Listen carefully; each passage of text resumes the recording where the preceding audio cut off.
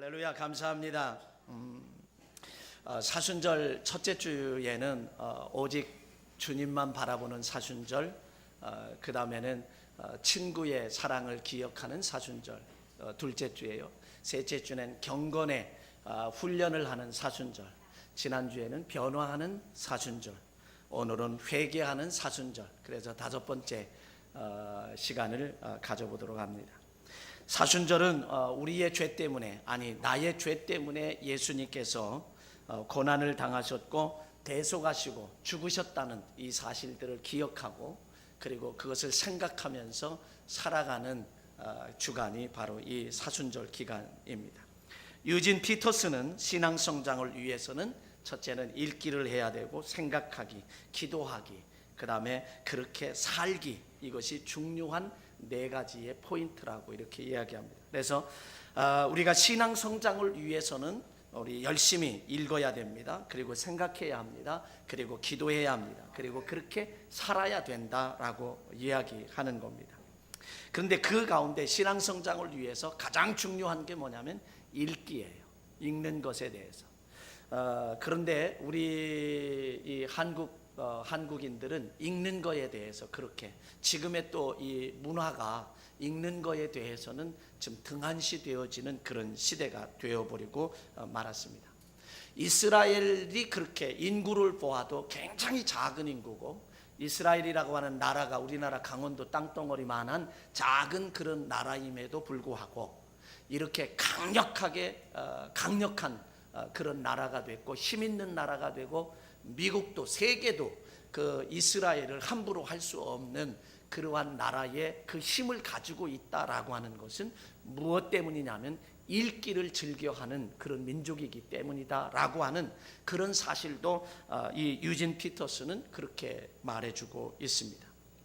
여러분, 미국에 가보면은 다민족들 사회를 이루어 가고 있는 것을 우리는 보는데, 그 가운데서 그 남미 계통의 히스패닉 계통의 사람들이 많이 와 있습니다. 근데 그 사람들을 향하여 미국인들은 뭐라고 얘기하냐면 참 게으르다라고 이렇게 이야기한다는 거예요. 근데 실제로 그 사회에서 가서 미국 현지의 사람들의 말에 따르면 그 히스패닉 계통의 사람들처럼 그렇게 성실하고 열심 있고 부지런하고 체력적으로 굉장히 강력하다는 거예요. 근데 왜 그들을 향하여, 현실은 그들이 그렇게 부지런하고 성실하고 열심을 다하고 있고 체력도 강한데 왜 미국인들은 그들을 향하여 게으르다라고 말하고 있을까? 왜냐하면 이들이 이 사회에서 노력한 만큼 그 성과를 거두지를 못하기 때문이다라고 하는 거예요. 근데 그 이유가 뭐냐면 읽는 문화가 그들은 없기 때문이다. 읽는 문화가 없기 때문이다. 그래서 이 사회의 선진국으로 갈수록 대부분 보면은 이제 저 책을 많이 읽는 그런 문화를 가지고 있다는 거예요. 읽기가 없는 문화는 치명적으로 약점이 하나가 있는데, 그것은 뭐냐면 생각하지를 않는다는 거예요. 생각을 안 한다는 거예요. 읽는 문화가 없으면 생각을 안 한다는 거죠. 그래서 그것이 약점 가운데 하나. 그래서 열심히 책을 읽는 사람들이 뭔가 달라도 다르다라고 하는 그런 사실들을, 우리의 정치 지도자들, 이미 지나간 지도자들도 보면은 읽는 사람은 열심히 책을 읽고 읽는 사람들은 달라요. 제가 스튜디오스가 한 사람이 있어서 이 전직 대통령들 이렇게 외국에 갈 때 거기에서 함께 했던 그 친구가 이야기하는데, 뭐라고 이야기하냐면 아무개 대통령은 잠만 자고 있고 아무개 대통령은 그 가운데서라도 열심히 책만 읽더라라고 하는 그런 이야기를 하더라. 근데 정치도 한 것을 보면 달라요. 제가 그 소리를 듣고 나니까 정말 다른 모습을 볼 수가 있었습니다. 요즘에는요, 인터넷과 그리고 텔레비전의 영향으로 인해서 읽기보다는 보는 것에 익숙해졌어요. 그래서 TV를 보면서 반응만 있지 생각하는 게 없어요. TV를 보면 이게 TV를 보는 시대이고 인터넷을 보는 시대이기 때문에, 다 보는 시대이기 때문에 읽는 문화가 점점 사라진다라고 하는 것은 참 이게 큰 우리나라의 미래를 볼 때 좀 안 좋은 것 가운데 하나다. 그래서 여러분 자녀들과 함께 저녁에도 TV를 끄고 자녀들과 함께 책을 이렇게 읽어주는 그런 일들이 상당히 자녀에게도 좋아요. 왜냐하면 읽으면 자녀들은 생각하고 산다는 거죠. 여러분 요즘에 생각 없이 일 저지르는 사람 많아요. 생각을 조금만 해보면 일 저지르지 않아요. 그런데 생각을 하지 않기 때문에 일을 많이 저지르게 돼 있어요. 그래서 오늘날의 이 젊은이들을 인터넷과 텔레비전에 익숙해진 젊은이들의 판단 기준은 뭐냐? 재미있는 것이냐 재미없는 것이냐 이거예요. 재미있느냐 재미없느냐 이거지. 그러면 자기의 생각, 그러다 보니까 자기의 생각은 사라지고 남이 생각한 것을 그대로 수용하고 복사하는 것에 익숙해져 사는 것이, 그러니까 생각을 좀 해야 발전이 있고 생각을 해야 좀 앞으로 전진할 수 있고 뭔가 이것이 나올 텐데 그러지 못한 시대가 바로 오늘의 시대가 됐다라고 하는 거죠. 그래서 이 사순절이라고 하는 것은 우리는 좀 생각하며 사는 사순절이 돼야 되겠다. 왜냐하면 우리의 인생들이 죄인이라고 하는 것을 우리는 생각해야 된다는 거죠. 그래서 죄는 결국 죄라고 하는 것은, 죄인은 결국 어떻게 되는지를 생각하는 것이죠. 여러분 죄의 삭은 사망이라고 로마서 6장 23절에 그렇게 말했죠. 로마서 3장 23절에 가보면 우리에게 죄인은 정말 하나님의 영광에 이르지 못한다라고 하는 그런 말씀도 하잖아요. 모든 사람이 죄를 범하였으며 하나님의 영광에 이르지 못한다. 그 다음에 우리가 히브리서 9장 27절에 가보면 한번 죽는 것은 사람에게 정하신 것이요 그 후에는 심판이 있다라고.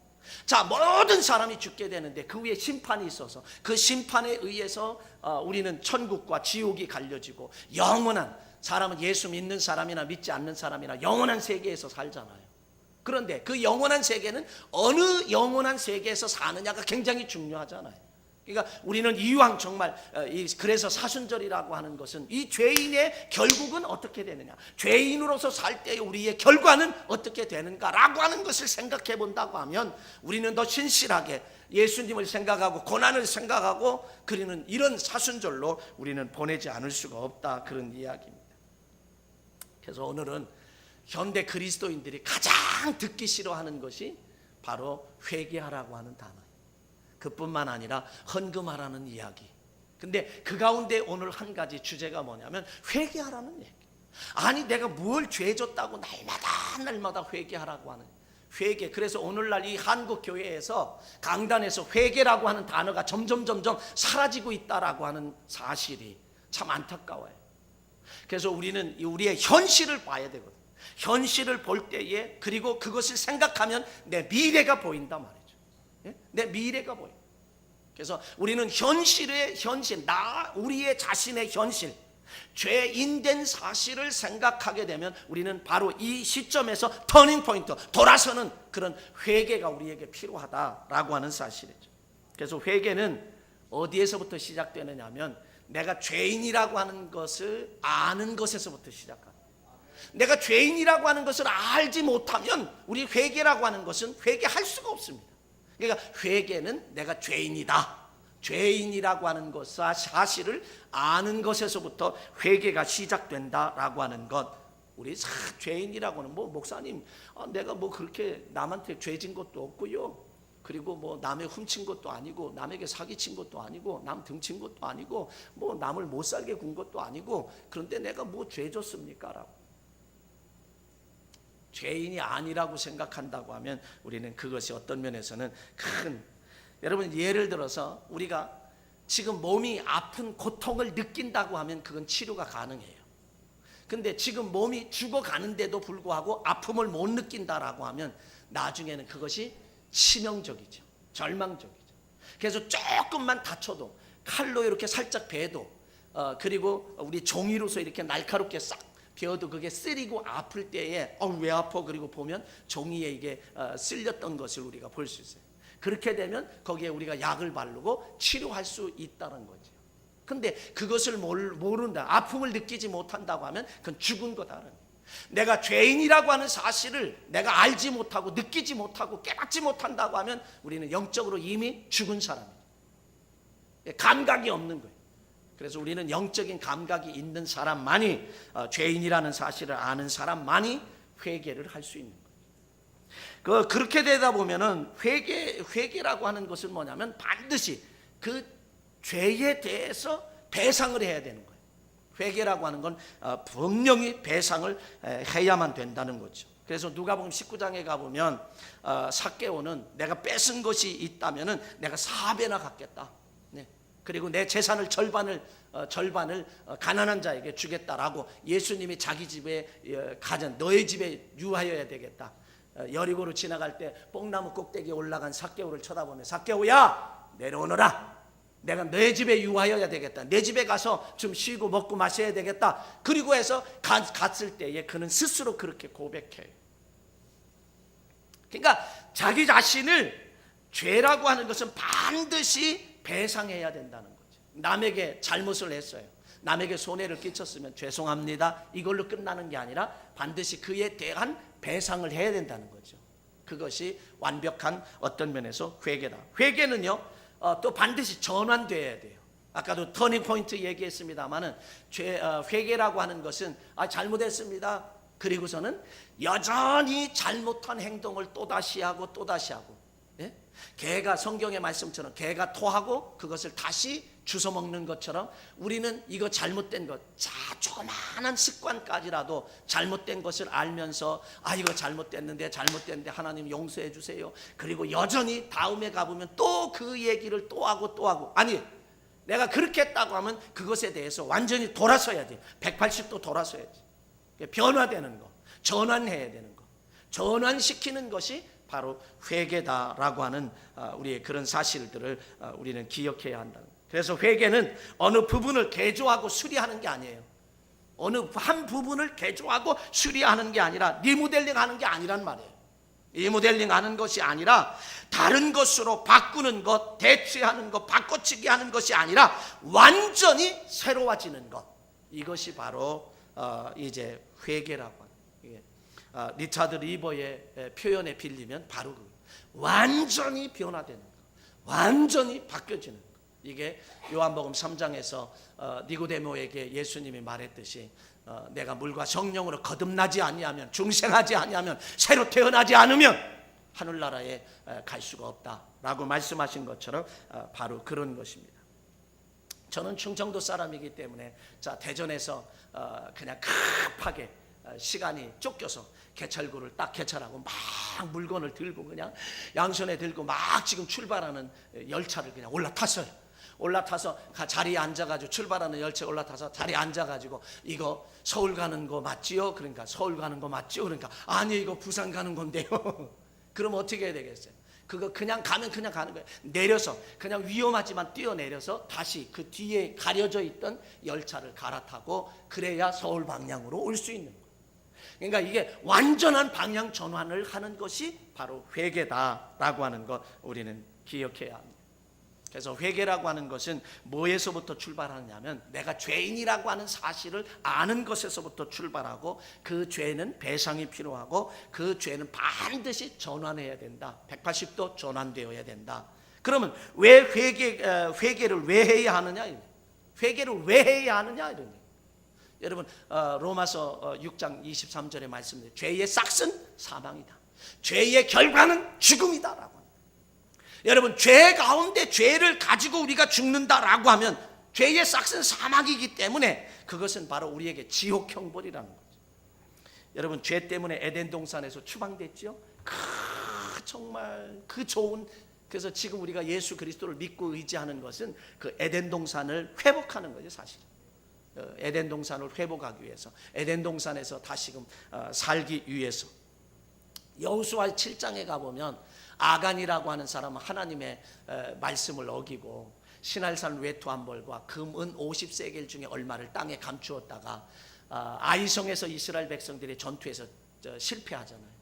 그래서 그들을 모아 하나님 앞에 막 기도할 때에 지도자 여호수아가 하나님 앞에 기도할 때에 하나님께서 그에게 말씀하시기를 너희 중에 내 말을 듣지 않고 불순종한 자가 있다. 그래서 다 백성을 모으고 12지파의 제비를 뽑고 그 다음에 족속을 뽑고 가족을 뽑았더니 바로 아간이 너 이실직고 해라. 그러니까 내가 신할산 외투 한 벌과 그 다음에 금은 세겔 50세겔 중에 얼마를 땅에 감추어뒀는데 내 천막 속에 있습니다. 그래서 그걸 확인하고 그 죄를 완전히 청산하잖아요. 그 아간과 그 가족 모두를 다 처벌을 하죠.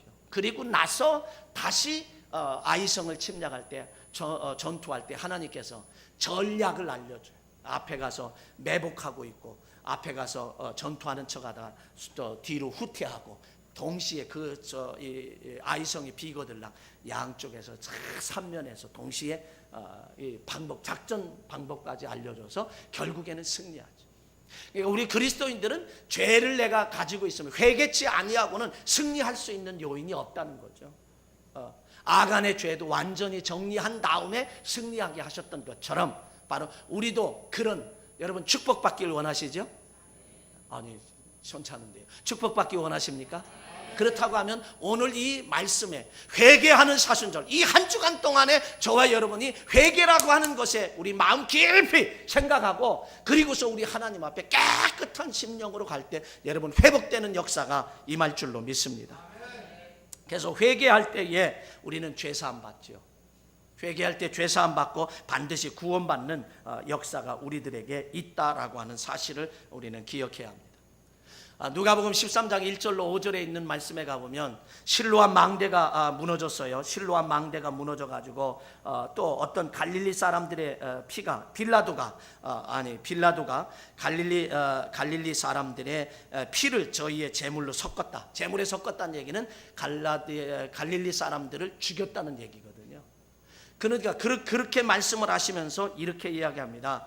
갈릴리 사람들이 이렇게 받음으로써 모든 갈릴리 사람보다 죄가 더 있는 줄 아느냐? 아니다. 너희도 만일 회개치 아니하면 다 이와 같이 망하리라.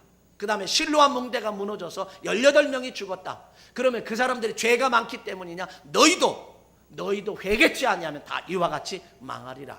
우리 그리스도인에게 있어서, 예수 그리스도를 믿는 성도에게 있어서 회개라고 하는 것은 어려운 일이기는 하지만 회개도요, 내가 회개하고 싶다고 회개할 수 있는 게 아니에요. 성령님께서 도와주셔야 회개해요. 그것도 기도가 필요한 거예요. 근데 회개하고 난 다음에는 하나님의 놀라운 축복이 예비되어 있다라고 하는 사실을 우리는 기억해야 한다는 거죠. 그래서 우리는 언제나 회개해야 돼. 그러면 회개한 후에 일어난 그런 축복의 역사를 좀 생각을 해보면 회개한 다음에 우리에게 주어지는 하나님의 축복은 놀라운데 첫째는 회복의 축복이 있어요. 회복의, 한번 따라합시다. 회개한 후에 축복이 있는데 회복의 축복이 있다.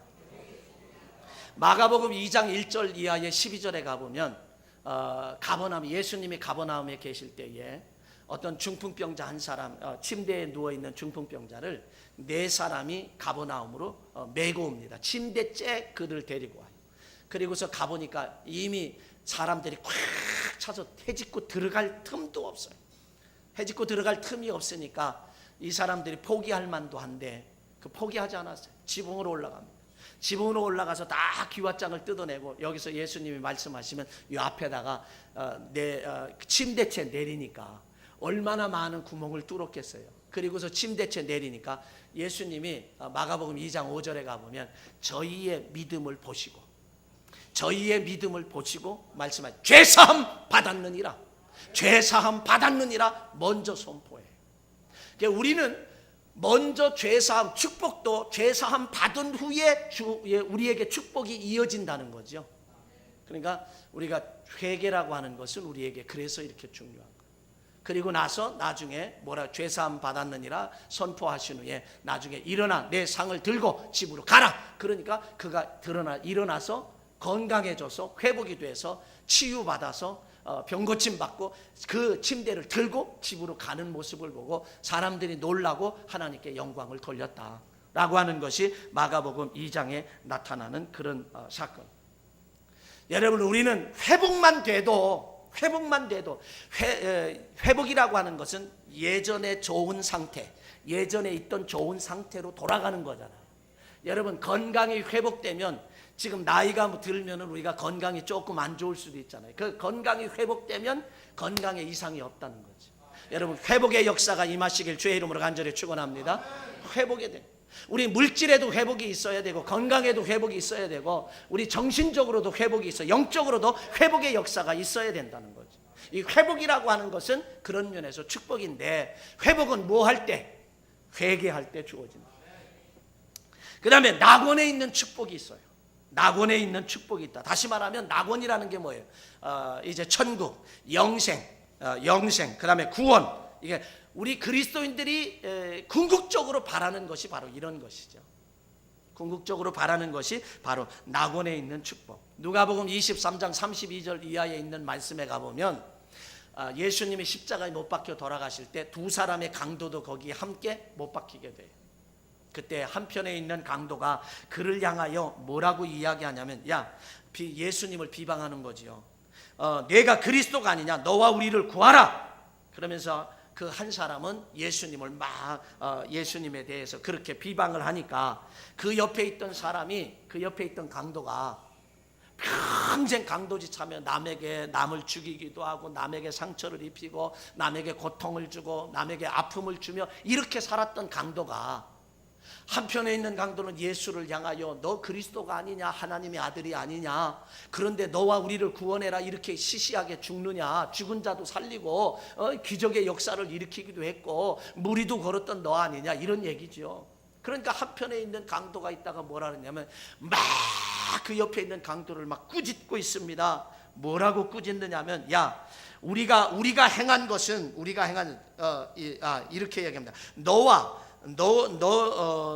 우리를 구원하라 하되 하나는 사람을 꾸짖어 가로되 내가 동일한 정죄를 받고서도 하나님을 두려워하지 않느냐. 우리는 우리의 행한 일에 상당한 보응을 받는 것이 당연하거니와 이 사람이 행한 것, 다시 말하면 예수님이 행한 것은 옳지 않은 것이 하나도 없느니라. 그러면서 예수님, 당신의 나라에 임하실 때에 나를 생각하소서, 그렇게 부탁을 합니다.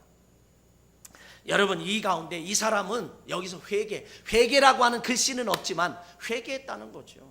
너와 나는 이렇게 되는 것이 당연해. 그런데 예수님은 당연한 것이 아니라 이분님은 옳지 않은 일을 한 것이 하나도 없어. 그러면서 그 예수님을 믿은 거죠. 회개도 됐을 뿐만 아니라 예수님을 믿은 거예요. 구원의 역사를 믿은 거예요. 그러니까 당신의 나라에 임하실 때 나를 생각해 주소서, 나를 기억해 주소서, 부탁하는, 이게 요청하는 기도예요. 간구하는 기도라는 얘기예요.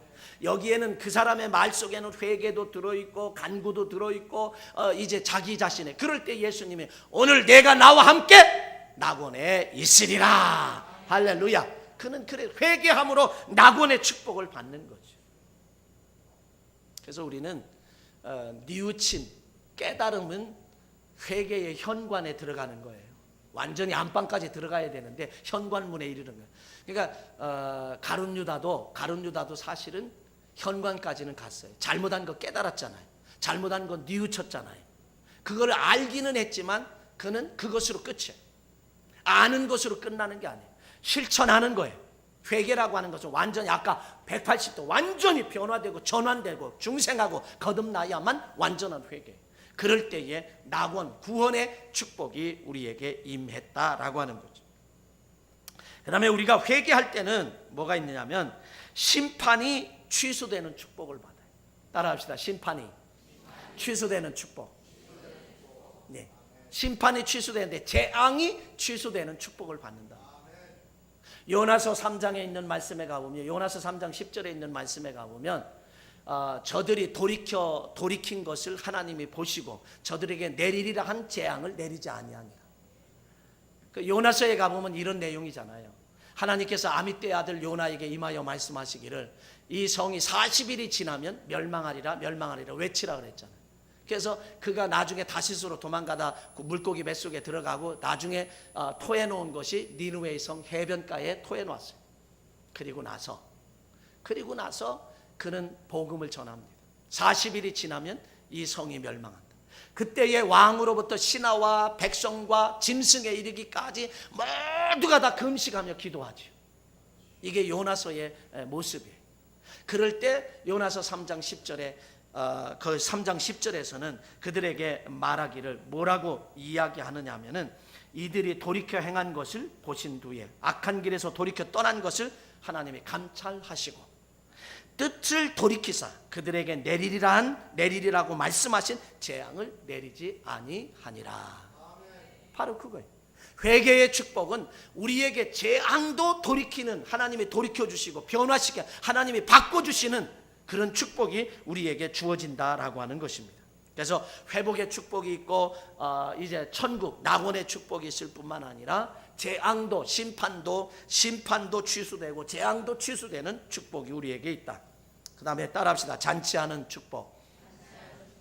누가복음 15장에 가보면 잃어버린 아들의 비유가 나오죠. 탕자가 아버지를 떠났을 때 허랑방탕하게, 허랑방탕해서 자기 생각은 계획도 가지고 다 가졌지만 허랑방탕하다가 나중에는 밥을 먹을 수가 없어요. 그래서 어느 집에 가서 농장에, 돼지 농장에 가서 내가 돼지를 돌볼 테니 돼지가 먹는 이 밥을, 쥐염 열매, 돼지밥을 내가 먹으면서 좀 살게 해달라. 그렇게 이야기하니까 정말 돼지밥을 먹게 되니까 돼지만 또 못한 인생이 되어버렸어요. 아버지를 떠났을 때에 이 당자는, 둘째 아들은 돼지만 또 못한 인생이 되어버렸어요. 그때 거기서 흉년이 들죠. 그러니까 야, 주인이, 농장 주인이, 돼지 농장 주인이, 너 이제 나가야 되겠다. 돼지들 밥도 없다. 그러니까 이 돼지가 먹는 밥도 먹을 수 없는 그 지경에 이를 때 거기서 깨닫습니다. 내 아버지 집에는 풍족한 일꾼이 얼마나 많으냐. 그곳에서 일만 해도 잘 먹고 사는데 지장이 없는데, 그래 내가 하늘과 아버지께 죄를 얻었다. 아버지께 돌아가자는 거예요. 여러분 보세요. 요게 이스라엘에서 가져온 쥐염 열매예요. 이게 쥐염 열매. 가끔 종종 여러분들에게 보여드리는 것은 탕자를 좀 생각하라는, 아버지를 떠나면 별 수 없어요. 멀리 갔더니 처량하고 곤나요 슬프고도 외로워 정처없이 다니네. 여러분, 하나님을 아버지 멀리 떠나야 이것도 못 먹어. 돼지가 먹는 열매도 못 먹어. 돼지밥도 못 먹어. 구정물도 못 먹어. 예? 여러분, 그래서 이 당자가 깨닫고 아버지에게 돌아왔을 때에 아버지는 어떻게 했지요? 그저 맨발로 쫓아나와 그 아들, 이 죽었다 살아난 아들이라고 하면서 그저 그에게 목욕을 시키고 옷을 예쁜 걸 입히고 신발을 신기고 가락지를 끼우고 살찐 송아지를 잡아서 잔치하는 축복의 역사가 나타났다는 거예요. 회개라고 하는 것은 바로 회개할 때 이런 잔치하는 축복의 역사가 우리에게 있다는 거예요. 얼마나 놀라운 역사인지 우리는 기억하게 됩니다.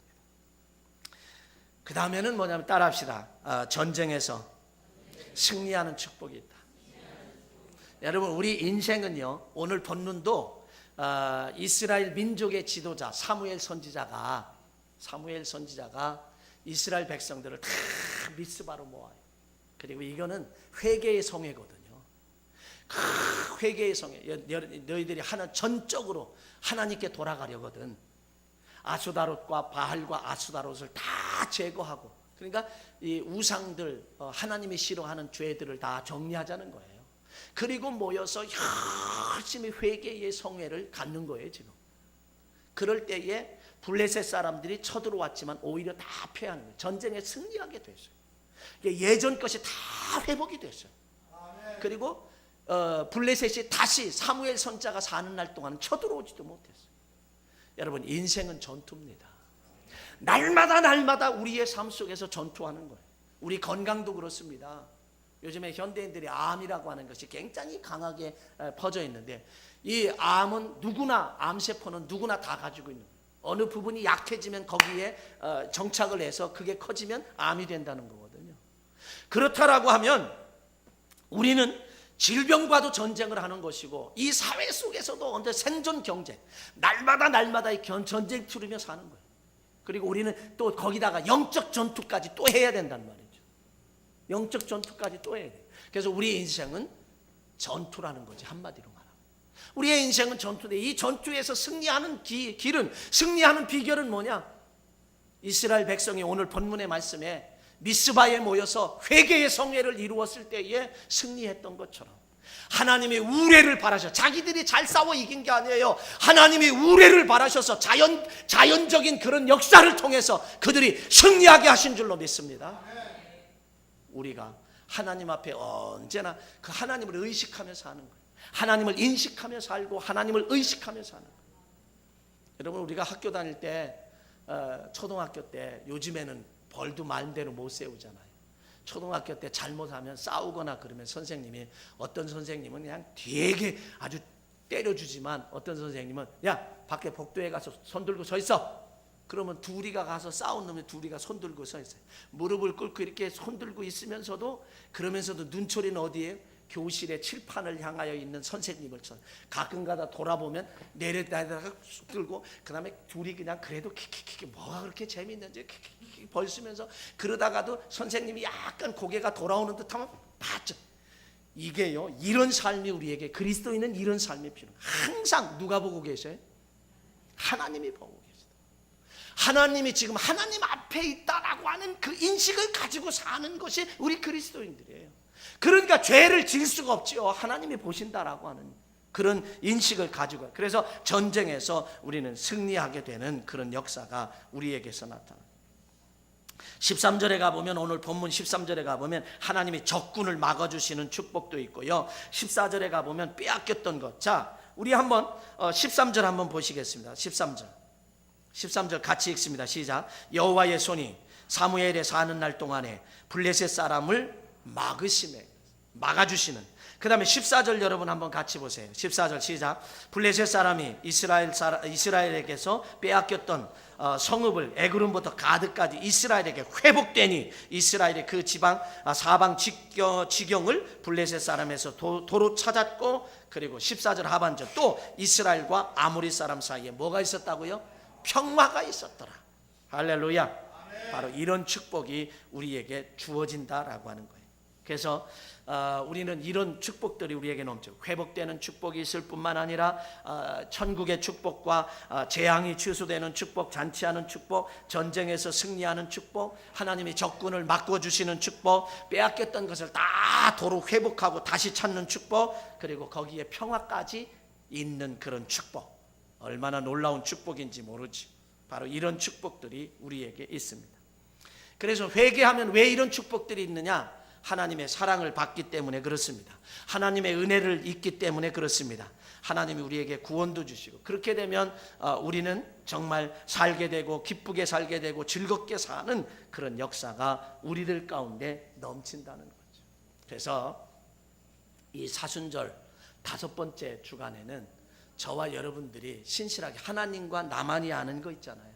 하나님과 나만이 아는 거를 하나님 앞에 정말 겸손히 좀 생각하면서 하는, 성경을 읽으면서 좀 생각하면서 살고, 그래서 우리의 죄를 회개하고 완전히 돌아서서 주님이 원하시는 아름다운 그런 삶으로 회개하는 사순절 이 기간으로 삼아서 정말 하나님의 이런 놀라운 축복들이 우리에게 주어지는데, 이스라엘이 사무엘 선지자가 사는 날 동안 승리했던 것처럼 저와 여러분들도 승리하는 아름다운 삶을, 인생은 전투인데 이 전투에서도 승리하고 도로 찾고, 빼앗겼던 거 도로 찾고, 적군도 막아주시고 평화가 있는 이런 축복의 역사가 여러분의 삶 속에 넘쳐지시길 주의 이름으로 간절히 축원합니다.